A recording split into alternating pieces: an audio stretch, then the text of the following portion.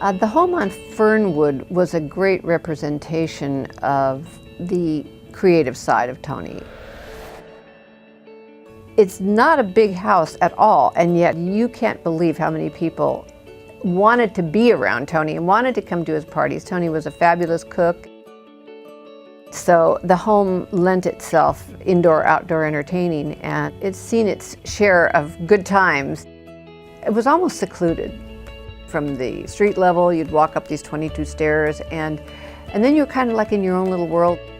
As much as Tony was certainly not a private person, I think he liked to go behind closed doors and just say, you know, I'm home. Tony's favorite thing about the house was really the view. In fact, he had an arrangement with his neighbor across the street, and he said, if you let me pay to have your trees trimmed, will you allow me to trim your trees so that I can still have my view? So he maintained his view that way. He felt that that was the only place he wanted to live out his life. It was a comfortable, friendly home.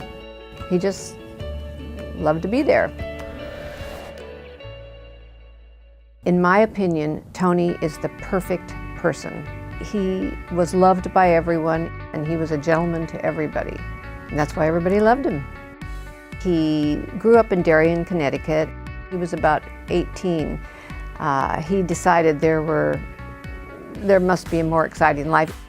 He met his wife at a bus stop and was so taken with her that he even lied to her about his age because he wanted her to like him. And they got married and they moved to Los Angeles. He loved the creativity of Los Angeles and going to all the finest restaurants and being recognized, you know, that was fun for him. He was a world traveler, but he wasn't going to move from his home in Silver Lake for anything. He loved it. The thing that Tony liked the best about Silver Lake was it was a very tight little community, very eclectic, a lot of theatrical people, artistic people, especially artistic people, and Tony was really into art and obviously opera, so he just found it a great community. He was always meeting somebody new. The fact that he could see all the way to the valley and to the Glendale, La Cañada area, especially, you know, when he became ill later, it was very comforting to him. You know, he wasn't just looking at four walls.